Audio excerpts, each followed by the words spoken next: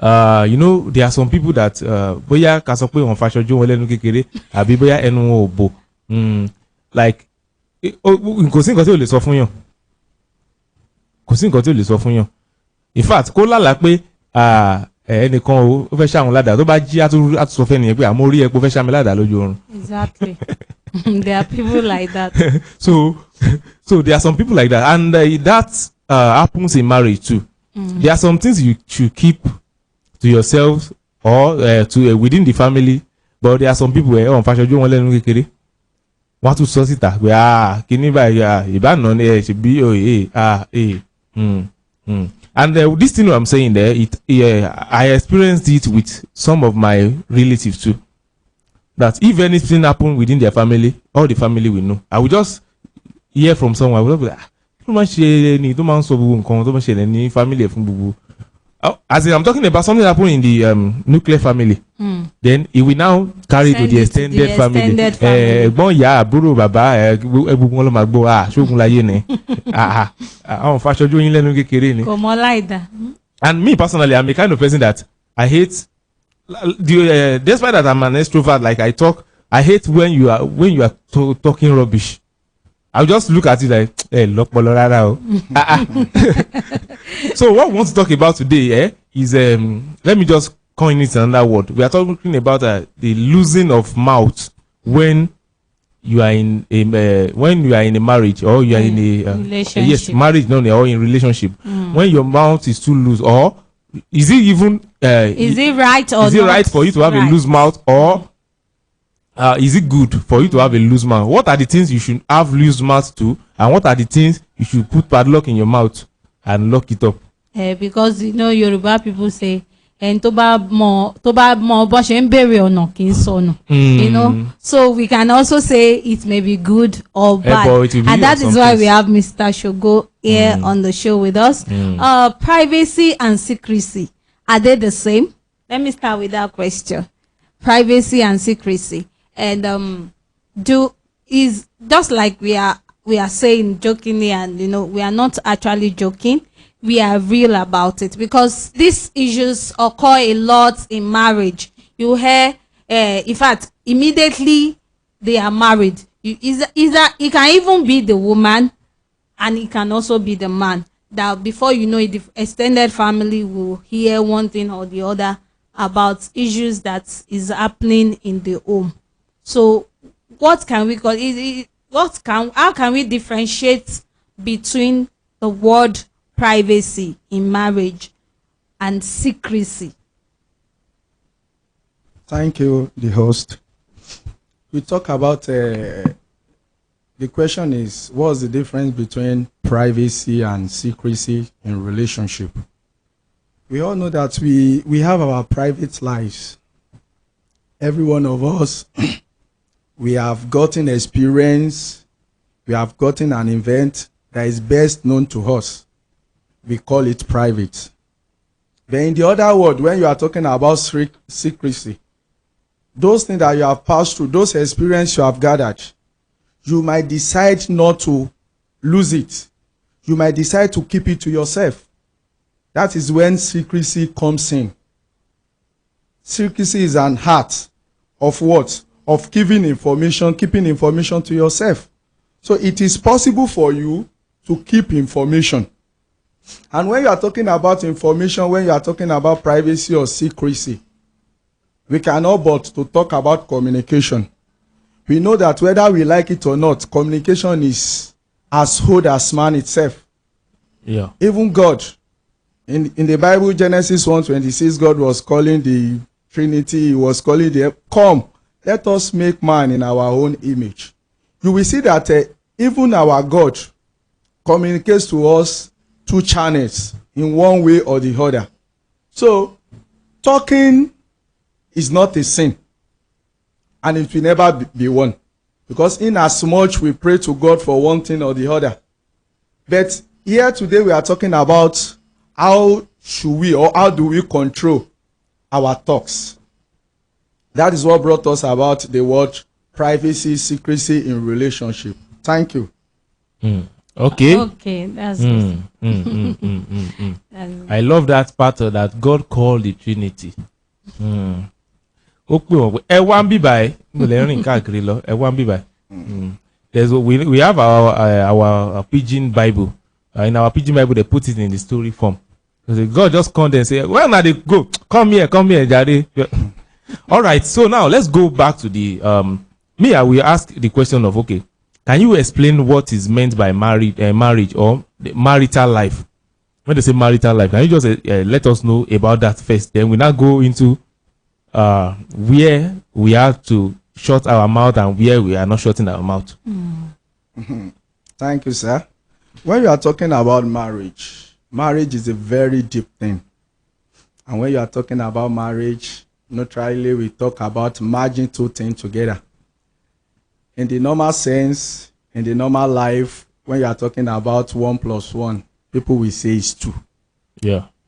People will tell you it's 2. But when it comes to marriage, we are talking about a man, a qualified man this time around, and a woman. When they come together, they now become one. They decided there must be a consent. The consent that I want to be your wife, I want to be your husband. And they were joined together as one. Marriage has taken place.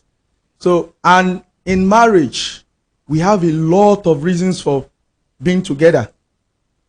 Companionship is one of them. Childbearing is one of them. When you talk about companionship, you see that when you are lonely and you have a lot of things bothering you, you need somebody to talk to. You can't just go outside there to just talk bula bula bula bula. At the end of the day, you will find out that you are loose. The one of that thing, I had a friend, Amos by name. There was a time he just called me and said, "Shogo, I don't know, I'm very, very sick." I said, "What happened?" He said, "I do cry overnight every time. I don't know the problem. And I've gone to the hospital, they say nothing is wrong with me, I don't know." I said, "Guy, go and marry." And as I then, it was 49. The antidote. I said, "Go and marry." It was what age, sir? 49. 49. So he will be telling us, this and that. And after that, I said, "Amos, go and marry." Eventually, he got wedded. He was happy. One day, he now called me, he said, "Do you know that I did not use any medicine to cure that problem that time? The only thing is that I needed somebody to talk to." I said, "Shebi, you see now, that was your problem." So we talk about companionship. We talk about childbearing. God told them, say, "All you these people, continue to do what?" He said, "You should multiply." After that multiplication, everything will now come to dominionship. He said, "Don't stay alone, multiply." So childbearing is there. Another thing is that their burdens, they share the burdens financially, emotionally. And this thing we now become so much that even your future, your ambition, your destiny is attached to that marriage. That is why I said the word marriage is very, very deep. And it's something that whether we like it or not is a very fast issue. And when you are talking about marriage, the first thing that comes to people's mind is sex. And you will see that when you are talking about marriage, it's far-fetched than sex. We have a lot of issues in marriages. One of the issues is issue of sex, issue of in-laws, issue of the decision to make on kids, I mean the children, issue of finance and co. And you see that all these 4 issues that I talked about, whether we like it or not, they are great determinant to the success of our marriages. So the word marriage is something that every one of us, we have our own definition. But no matter the definition we are giving to it, the word marriage, and see, both of you must consent to be one. Thank you, Sama.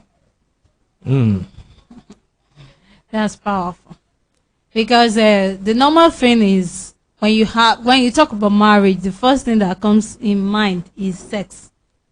Just to satisfy me and give me children. So the word companionship will not be the first thing that will come to people's mind. So according to the definition and the marriage is a sacred thing and it is meant to be private, right? Yes. Okay. But the word secrecy, is it appropriate for us or for partners to share other sexual needs or sexual weakness to another party? Is it appropriate? You mean to third party? Yes. Okay. Thank you. Apart from the man and the woman in the relationship. The first question I will ask is talking right or wrong? Is right. It's right. But sometimes talking might be wrong also. Can be wrong too. Yeah, there's freedom of speech, but there might not be freedom after speech. Thank you for that, sir. So the answer to it might be yes or might be no. You know, when we are talking about sex is an act between two people.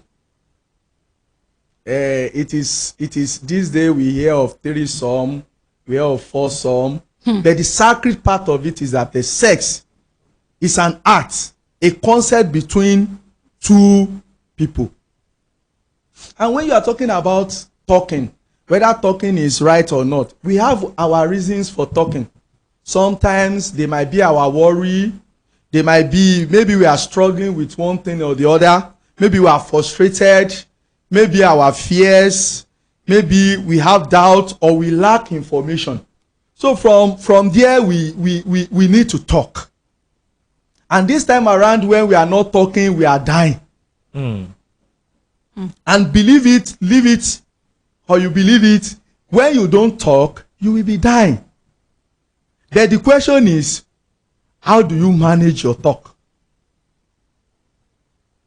You see, some people will just go to social media and they will just talk bula bula, and before you know it will explode and it will turn to another thing.